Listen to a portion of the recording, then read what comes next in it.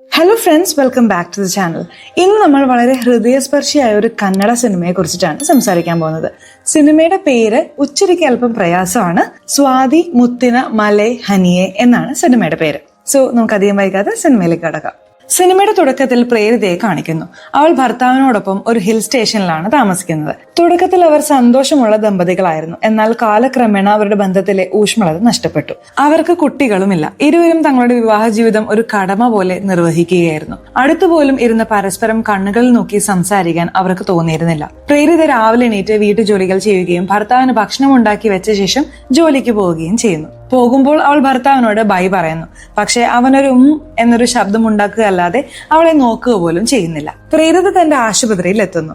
അവിടെ ഒരുപാട് രോഗികൾ അവൾക്കായി കാത്തിരിക്കുന്നുണ്ട്. യഥാർത്ഥത്തിൽ ഇവിടെ പ്രവേശിക്കപ്പെട്ടവർ തങ്ങളുടെ അവസാന നാളുകൾക്കായി കാത്തിരിക്കുന്നവരാണ്.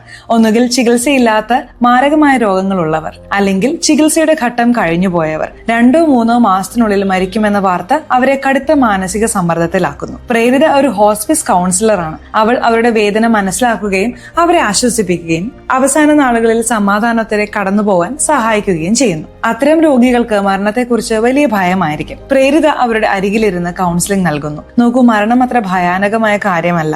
നിങ്ങളെ പോലുള്ള ശക്തരായ ആളുകൾ ഭയപ്പെട്ടാൽ നിങ്ങളുടെ കുടുംബത്തിന് എന്ത് സംഭവിക്കുമെന്ന് ചിന്തിച്ചു നോക്കേ. ധൈര്യമായിരിക്കെ, ഞങ്ങൾ എല്ലാവരും നിങ്ങളോടൊപ്പം ഉണ്ട്, നിങ്ങളെ സഹായിക്കാൻ. ഇങ്ങനെ ഓരോ രോഗിക്കും അവർ വ്യത്യസ്ത രീതിയിൽ കൗൺസിലിംഗ് നൽകുന്നു. ചില രോഗികളുടെ കഥകൾ പ്രേരിതയെ പിടിച്ചുലയ്ക്കുന്നുണ്ട്. ഒരു രോഗി പറയുന്നുണ്ട്, എന്റെ വരുമാനം കൊണ്ടാണ് എന്റെ വീട് കഴിയുന്നത്. എനിക്ക് 2 കുട്ടികളുണ്ട്. എന്റെ ഭാര്യ വിദ്യാഭ്യാസമില്ലാത്തവളാണ്.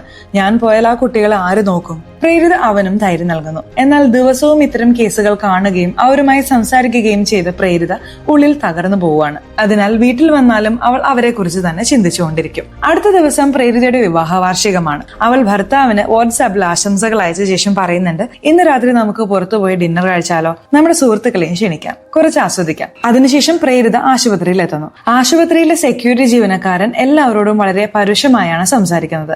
അവരെ മറികടന്ന് പ്രേരിത അകത്തേക്ക് വരുമ്പോൾ ഒരു പുതിയ രോഗി അഡ്മിഷൻ എടുത്തിട്ടുണ്ടെന്ന് അറിയുന്നു. അയാൾ ഫോമിൽ പേര് എഴുതിയിരുന്നില്ല. എനിക്ക് തടാകത്തിന് അഭിമുഖമായിട്ടുള്ള മുറി വേണം എന്ന് മാത്രം കുറിച്ചിരുന്നു. ആശുപത്രിയിൽ ഒരു പ്രായമായ ദമ്പതികളും താമസിക്കുന്നുണ്ട്. പ്രേരിത അവർക്ക് കൗൺസിലിംഗ് നൽകിയ ശേഷം വൈകുന്നേരം ഭർത്താവിനോടൊപ്പം ഡിന്നറിനായി ഒരു റെസ്റ്റോറന്റിലേക്ക് പോകുന്നു. പ്രേരിതയുടെ ഭർത്താവ് തന്റെ സുഹൃത്തായ സിൽവസ്റ്ററിനെയും അവന്റെ ഭാര്യയെയും ക്ഷണിച്ചിരുന്നു. സിൽവസ്റ്റർ പ്രേരിത ജോലി ചെയ്യുന്ന അതേ ആശുപത്രിയിലെ ചീഫാണ്. അപ്പോഴാണ് പ്രേരിതയ്ക്ക് അസിസ്റ്റന്റിന്റെ കോൾ വരുന്നത്. പേര് വെളിപ്പെടുത്താൻ വിസമ്മതിച്ച രോഗി മുഴുവൻ പണവും അടച്ചെന്നും അതിനാൽ തടാകത്തിന് അഭിമുഖമായുള്ള മുറി നൽകിയെന്നും അവൾ അറിയിക്കുന്നു. പേര് പോലും അറിയാത്ത രോഗിയെ എങ്ങനെ അഡ്മിറ്റ് ചെയ്തു എന്ന് ചോദിച്ച് പ്രേരിത അവളെ ശകാരിക്കുന്നു. ഞാൻ അവന് കൗൺസിൽ നൽകാൻ പോകുന്നില്ല എന്ന് ദേഷ്യത്തിൽ പറഞ്ഞ് അവൾ കോൾ കട്ട് ചെയ്യുന്നു. ഡിന്നറിന് ശേഷം പ്രേരിതയും ഭർത്താവും വീട്ടിലെത്തുന്നു. ഫ്രഷായി ഉറങ്ങാൻ വരുമ്പോൾ മേശപ്പുറത്ത് ഒരു ഗർഭനിരോധന ഉറയുടെ പാക്കറ്റും ഒരു റോസാപ്പൂവും കാണുന്നു. പ്രേരിത വീണ്ടും ദേഷ്യപ്പെടുന്നു. ഈ മനുഷ്യന് ഭാര്യയെ ഇതിനു വേണ്ടി മാത്രമാണോ വേണ്ടത്? നന്നായി സംസാരിക്കുക പോലുമില്ല, പക്ഷെ ഈ കാര്യത്തിന് എപ്പോഴും മുന്നിലാണ്. അപ്പോഴാണ് ഭർത്താവിന്റെ ഫോണിൽ ഒരു മെസ്സേജ് വരുന്നത്. ഇന്ന് നിന്നെ ഒരുപാട് മിസ് ചെയ്തു, നാളെ തീർച്ചയായും കാണണം എന്നതിനോടൊപ്പം ഒരു കിസ്സിംഗ് ഇമോജിയും. മെസ്സേജ് വായിച്ച പ്രേരിതയ്ക്ക് ഭർത്താവിന്റെ അവിഹിത ബന്ധം മനസ്സിലാവുന്നു. എന്നിട്ടും അവൾക്ക് ഭർത്താവിനോടൊപ്പം ആ രാത്രി കഴിയേണ്ടി വരുന്നു. അടുത്ത ദിവസവും അതേ ദിനചര്യ, വീട്ടുജോലി, പാചകം, പിന്നെ ആശുപത്രി. തന്റെ വിവാഹ ജീവിതത്തെ കുറിച്ച് വളരെ അസ്വസ്ഥമായിരിക്കുമ്പോഴാണ് അസിസ്റ്റന്റ് വന്ന് പറയുന്നത് പുതിയ രോഗിയുടെ പേര് അനികേതാണെന്നും ചീഫ് ഡോക്ടർ പറഞ്ഞതനുസരിച്ച് അവൻ വിലാസം നൽകിയെന്നും അവന്റെ അനിയനുമായി സംസാരിച്ചെന്നും. പക്ഷേ തനിക്ക് ആരുടെയും കൗൺസിലിംഗ് ആവശ്യമില്ലെന്ന് രോഗി പറയുന്നു. പിന്നീട് സിൽവസ്റ്റർ പ്രേരിതയോട് പറയുന്നുണ്ട്, അനികേതിന് ഏത് നിമിഷവും എന്തും സംഭവിക്കാം, അതിനാൽ നീ അവന്റെ കാര്യത്തിൽ ശ്രദ്ധിക്കണം. പ്രേരിത അനികേതിന്റെ ഫയലുമായി അവന്റെ മുറിയിലേക്ക് ചെല്ലുമ്പോൾ അവൻ പറയുന്നുണ്ട്, എനിക്ക് നിന്റെ കൗൺസിലിംഗ് ആവശ്യമില്ല. സിഗരറ്റിന്റെ പുക കണ്ട് പ്രേരിത പറയുന്നുണ്ട്, പുക വലിച്ചാൽ സമയത്തിന് മുൻപ് മുകളിലേക്ക് പോകും. അനികേത് മറുപടി പറയുന്നു, ഓഹോ, 3 മാസത്തിനുള്ളിൽ മരിക്കാൻ പോകുന്ന ഒരാളെ പേടിപ്പിച്ച് 2 മാസം കൊണ്ട് മുകളിലേക്ക് അയക്കാനാണോ ഉദ്ദേശം? ഇതിനെയാണോ കൗൺസിലിംഗ് എന്ന് പറയുന്നത്? പ്രേരിത ദേഷ്യത്തിൽ പുറത്തേക്ക് വരുന്നു. അവൾ വീട്ടിലെത്തുമ്പോൾ ഒരു പെൺകുട്ടിയുടെ ചെരുപ്പുകൾ കണ്ട് ഭർത്താവ് മറ്റൊരു പെൺകുട്ടിക്കൊപ്പമാണെന്ന് മനസ്സിലാക്കാൻ അവൾക്ക് താമസമായില്ല. അകത്ത് ചെന്ന് ഭർത്താവിനോട് വഴക്കിടാനുള്ള ശക്തി അവൾക്കില്ല. കാരണം അവൾ അവനെ കൊണ്ട് മടുത്തിരുന്നു. തീർത്തും ക്ഷീണിതയായിരുന്നു. അവൾ തടാകത്തിനരികിലേക്ക് പോകാൻ തീരുമാനിക്കുന്നു. എന്നാൽ അവിടെ അനികേത് കിടക്കുന്നുണ്ടായിരുന്നു. അവൻ ഒരു കവിതയും എഴുതിയിരുന്നു. പക്ഷേ ഇയാൾ മുറിയിൽ നിന്ന് പുറത്തിറങ്ങി ഇവിടെ എങ്ങനെ എത്തിയെന്നോർത്ത് പ്രേരിത പരിഭ്രാന്തയാകുന്നു. അവൾ ആ കവിത എഴുതിയ കടലാസ് കാറിനുള്ളിലേക്ക് വലിച്ചെറിഞ്ഞ് അനികേതിനെ ബലമായി ആശുപത്രിയിലേക്ക് കൊണ്ടുപോകുന്നു. ഈ മനുഷ്യനെ ഒരു മാനസികാരോഗ്യ കേന്ദ്രത്തിലായിരുന്നു പ്രവേശിപ്പിക്കേണ്ടിയിരുന്നത്. ആരാണ് ഇവനെ എന്റെ തലയിൽ വെച്ച് കെട്ടിയത് എന്ന് അവൾ അസ്വസ്ഥയാവുന്നു. പിന്നീട് കാറിൽ വെച്ച് കവിത എഴുതിയ കടലാസ് കണ്ട് അവൾ അത് വായിക്കാൻ തുടങ്ങുന്നു. അനികേത് ആ കവിതയിൽ എഴുതിയിരുന്നത് മനുഷ്യൻ ഓരോ സാഹചര്യത്തിലും എങ്ങനെയാണ് പെരുമാറുന്നത് എന്നതിനെ കുറിച്ചിട്ടായിരുന്നു. അവർക്ക് ഒരാളെ ആവശ്യമുള്ളപ്പോൾ അവർ ഒരു രീതിയിൽ പെരുമാറും, ആവശ്യം കഴിയുമ്പോൾ മറ്റേയാളെ ഒരു കടലാസ് പോലെ ചവിട്ടി മെതിച്ച് വലിച്ചെറിയും. ഇത് വായിച്ചപ്പോൾ പ്രേരിതയ്ക്ക് മനസ്സിലായി തന്റെ ഭർത്താവും തന്നെ അതേപോലെ ഉപയോഗിക്കുകയാണെന്ന്. പ്രേരിതയോട് ഒരു ഹലോ പോലും പറയാത്ത ഭർത്താവ് അന്ന് അവൾക്ക് ചായ ഉണ്ടാക്കി കൊടുക്കുന്നു. കാരണം അന്ന് അവൻ മറ്റൊരു പെൺകുട്ടിയുടെ കൂടെ, അതും ഈ വീട്ടിൽ തന്നെയായിരുന്നു. പ്രേരിത ബെഡ്റൂമിൽ ചെല്ലുമ്പോൾ കിടക്കയുടെ അവസ്ഥ കണ്ട് എല്ലാം മനസ്സിലാവുന്നു. അവൾ എല്ലാ ബെഡ്ഷീറ്റുകളും എടുത്ത് വാഷിംഗ് മെഷീനിൽ ഇടുന്നു. ഓരോ നിമിഷവും അവൾക്ക് അനികേതിന്റെ കവിത ഓർമ്മ വരുന്നു. അടുത്ത ദിവസം സിൽവസ്റ്റർ അവളോട് പറയുന്നു, നിനക്ക് അനികേതിനെ കൈകാര്യം ചെയ്യാൻ പറ്റുന്നില്ലെങ്കിൽ നമുക്ക് അവനെ ഡിസ്ചാർജ് ചെയ്യാം. എന്നാൽ പ്രേരിത പറയുന്നുണ്ട്, ഇനി എനിക്ക് അവനെ കൈകാര്യം ചെയ്യാൻ കഴിയും. അവൾ അനികേതിനെ കാണുന്നു. അടച്ചിട്ട മുറിയിൽ ഇരിക്കുന്നത് അനികേതിന് ഇഷ്ടമായിരുന്നില്ല.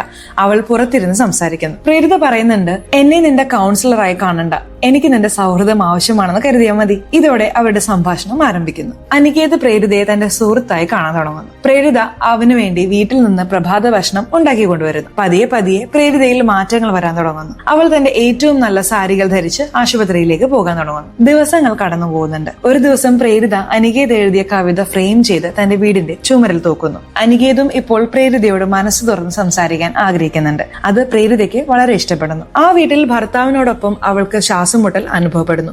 എന്നാൽ ആശുപത്രിയിൽ അനികേതിനെ കാണുകയും അവനോട് സംസാരിക്കുകയും ചെയ്യുമ്പോൾ അവൾക്ക് വളരെ നല്ലതായി തോന്നുന്നു. അവൾ ആ പ്രായമായ ദമ്പതികളുടെ മുറിയിലേക്ക് പോകുന്നുണ്ട്. ഭാര്യയുടെ പേര് ജാനകി. പ്രേരിത ചോദിക്കുന്നുണ്ട്, നിങ്ങളുടെ മക്കൾ എവിടെയാണ്? അവർ നിങ്ങളെയും ഭർത്താവിനെയും കാണാൻ വരാത്തതെന്താ? അതിന് ജാനകി പറയുന്നു, എനിക്ക് 2 പെൺമക്കളുണ്ട്. 2ഉം നല്ല കുട്ടികളാണ്. അവരുടെ വിവാഹത്തിന് ശേഷവും അവർ ഞങ്ങളെ കാണാൻ വരുമായിരുന്നു. എന്നാൽ എന്റെ അസുഖത്തെക്കുറിച്ച് അറിഞ്ഞപ്പോൾ മുതൽ അവർ വരാതെയായി. എന്റെ ഭർത്താവ് വെങ്കട്ടരാമൻ എന്നെ നന്നായി നോക്കുന്നുണ്ട്. പെൻഷൻ പണം അദ്ദേഹം ബാങ്കിൽ നിക്ഷേപിച്ചിരുന്നു. എന്നാൽ എന്റെ ചികിത്സയ്ക്കായി അദ്ദേഹം എല്ലാം നഷ്ടപ്പെടുത്തി. ഞങ്ങളുടെ വീട് പോലും വിറ്റു. എനിക്ക് ഒരേ ഒരു വിഷമമേ ഉള്ളൂ മോളെ. ഞാൻ മരിച്ചാൽ എന്റെ ഭർത്താവിന്റെ അവസ്ഥ എന്താകും? അദ്ദേഹം ഒറ്റപ്പെട്ടു പോവും. ഈ പ്രായത്തിൽ തനിച്ച് ജീവിക്കുന്നത് നരകമാണ്. ജാനകിയുടെ വാക്കുകൾ കേട്ട് പ്രേരിതയ്ക്ക് ദുഃഖം വരുന്നു. അവൾ വെങ്കട്ടരാമനോട് ചോദിക്കുന്നുണ്ട്, നിങ്ങൾക്ക് ഭാര്യയുടെ മരണത്തിൽ ഭയമുണ്ടോ? വെങ്കട്ടരാമൻ പറയുന്നു, ആദ്യം എനിക്ക് ഭയം ഉണ്ടായിരുന്നു. ഞാൻ ആദ്യം മരിച്ചാൽ ജാനകിയെ ആര് നോക്കുമെന്ന്. പക്ഷെ ഇപ്പോൾ എനിക്ക് ഭയമില്ല. കാരണം എന്നേക്കാൾ മുമ്പ് അവൾ മരണത്തെ പുൽകും. ഞങ്ങൾ ഇത്രയും വർഷം ഒരുമിച്ച് ജീവിച്ചു. അവളോടൊപ്പം ചെലവഴിച്ച് ഓരോ നിമിഷവും എനിക്ക് സന്തോഷം നിറഞ്ഞിരുന്നു. ആ ഓർമ്മകൾ വെച്ച് ഞാൻ ബാക്കി ജീവിതം കഴിച്ചുകൂട്ടും. ഇതിനെയല്ലേ സ്നേഹം എന്ന് പറയുന്നത്? പ്രേരിതയുടെ കണ്ണുകൾ നിറഞ്ഞു പോകുന്നു. അവരുടെ സ്നേഹം കണ്ട് സന്തോഷിക്കണോ അതോ അവരുടെ അവസ്ഥ കണ്ട് ദുഃഖിക്കണോ എന്ന് അവൾക്ക് മനസ്സിലാകുന്നേയില്ല. അപ്പോഴാണ് അവൾക്ക് തന്റെ അമ്മയെ ഓർമ്മ വരുന്നത്. ദിവസങ്ങളായി അവൾ അമ്മയോട് സംസാരിച്ചിരുന്നില്ല. അവൾ അമ്മയെ വിളിച്ചു പറയുന്നു, ദയവായി എന്റെ അടുത്തേക്ക് വാ. അടുത്ത ദിവസം പ്രേരിത ആശുപത്രിയിൽ എത്തുമ്പോൾ അനികേത് ഒരു ചെടി നടുകയായിരുന്നു. യഥാർത്ഥത്തിൽ ഈ ആശുപത്രിയിൽ വരുന്ന ഓരോ രോഗിയും തങ്ങളുടെ പേരിൽ ഒരു ചെടി നടാറുണ്ട്. അനികേത് പ്രേരിതയോട് പറയുന്നുണ്ട്, നാളെ സാധിക്കുമെങ്കിൽ സൂര്യോദയത്തിന് മുമ്പ് ഇവിടെ വരണം. എന്തിനെന്ന് അവൾ ചോദിക്കുന്നു. നാളെ വന്നു നോക്ക് എന്ന് അനികേത് പറയുന്നു. അടുത്ത ദിവസം പ്രേരിത വരുമ്പോൾ അനികേത് തന്റെ മുറിക്ക് പുറത്തിരിക്കുന്നുണ്ടായിരുന്നു. സൺറൈസിന്റെ സമയത്ത് തടാകം അതിമനോഹരമായി കാണപ്പെട്ടിരുന്നു. അനികേത് പറയുന്നുണ്ട്, എന്റെ അവസാന നാളുകളിൽ ഈ മനോഹരമായ കാഴ്ച കാണാനാണ് ഞാൻ ഈ മുറി ആവശ്യപ്പെട്ടത്. അപ്പോൾ അവിടെ സെക്യൂരിറ്റിക്കാരൻ എന്തോ ജോലി ചെയ്യുകയായിരുന്നു. അനികേത് അവനെ വിളിക്കുന്നുണ്ട്. പക്ഷെ അവൻ മറുപടി ഒന്നും നൽകുന്നില്ല. പ്രേരിത പറയുന്നുണ്ട്,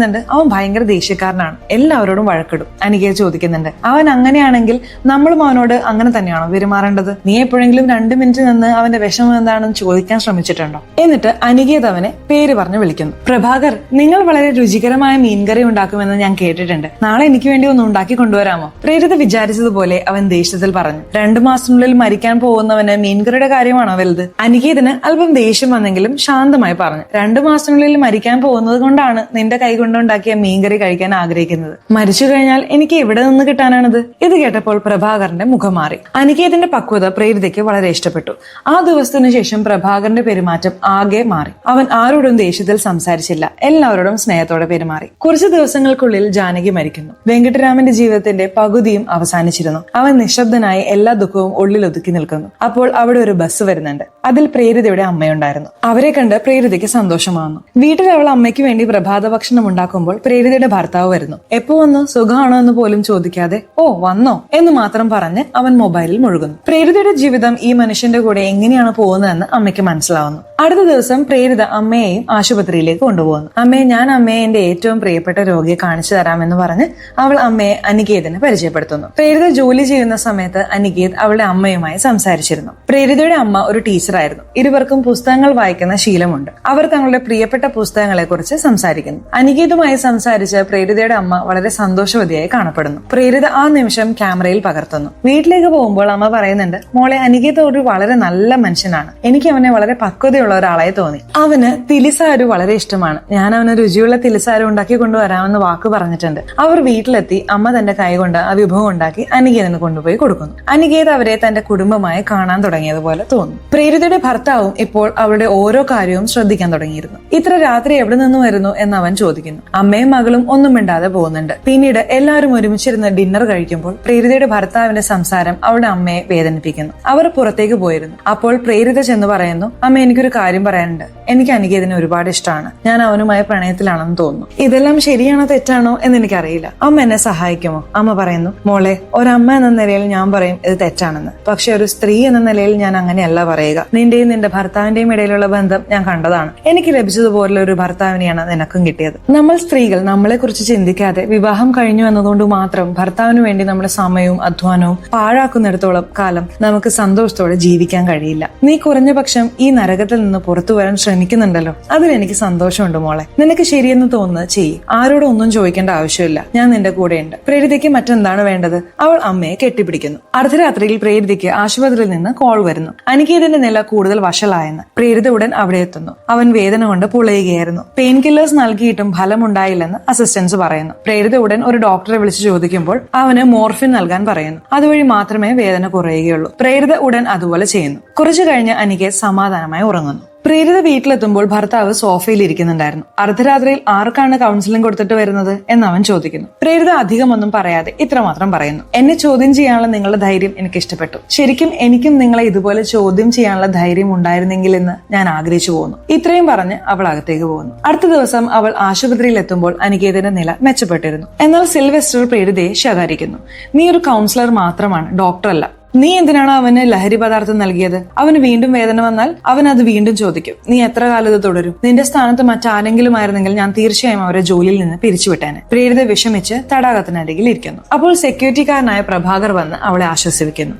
അതൊന്നും സാരമാക്കണ്ട മാഡം. ഇന്നലെ നിങ്ങൾ ചെയ്തുകൊണ്ടാണ് അനികേതിന്റെ ജീവൻ രക്ഷപ്പെട്ടത്. അത് തന്നെ വലുതാണ്. അതുകൊണ്ട് ഡോക്ടർ പറഞ്ഞത് കാര്യമാക്കണ്ട. ഇന്ന് ഞാൻ അനികേതിന് വേണ്ടി മീൻകറി ഉണ്ടാക്കാൻ പോവുകയാണ്. പ്രേരിത അവന്റെ വീട്ടിലേക്ക് പോകുന്നു. അവിടെ ഭക്ഷണം ഉണ്ടാക്കുന്നതിനിടയിൽ താൻ എന്തിനാണ് ഇത്ര ദേഷ്യക്കാരനും മദ്യപാനിയുമായതെന്ന് അവൻ പറയുന്നു. പ്രഭാകരന് തന്റെ അമ്മയോട് വലിയ സ്നേഹമായിരുന്നു. എന്നാൽ അവരുടെ മരണശേഷം അവൻ ആകെ തകർന്നുപോയി. മദ്യപാനം തുടങ്ങി. അതുകൊണ്ടാണ് ആളുകൾ അവനോട് പരുഷമായി പെരുമാറിയിരുന്നത്. പകരമായി അവനും അങ്ങനെ തന്നെ മറുപടി നൽകി. ആദ്യമായിട്ടാണ് ഒരാൾ എന്റെ ഹൃദയത്തിൽ തൊടുന്ന രീതിയിൽ, അതും ഇത്ര ശാന്തമായ സ്വരത്തിൽ സംസാരിച്ചത്. അനികേതിന്റെ ആ വാക്ക് എന്നെ ശാന്തനാക്കി. സംസാരത്തിനിടയിൽ പ്രഭാകർ മീൻകറി ഉണ്ടാക്കുന്നു. അനികേത് അത് കഴിക്കുമ്പോൾ അവന് രുചി ഒരുപാട് ഇഷ്ടപ്പെടുന്നുണ്ട്. അവൻ പ്രഭാകറിനെ ഒരുപാട് പ്രശംസിക്കുന്നു. പിന്നീട് പ്രേരിത വീട്ടിലേക്ക് പോകാനൊരുങ്ങുമ്പോൾ അനികേത് ചോദിക്കുന്നുണ്ട്, ഇന്ന് രാത്രി നിനക്ക് ഇവിടെ തങ്ങാമോ? പ്രേരിത സമ്മതിക്കുന്നു. അതേ കിടക്കയിൽ അനികേതിന്റെ അരികിൽ കിടക്കുന്നു.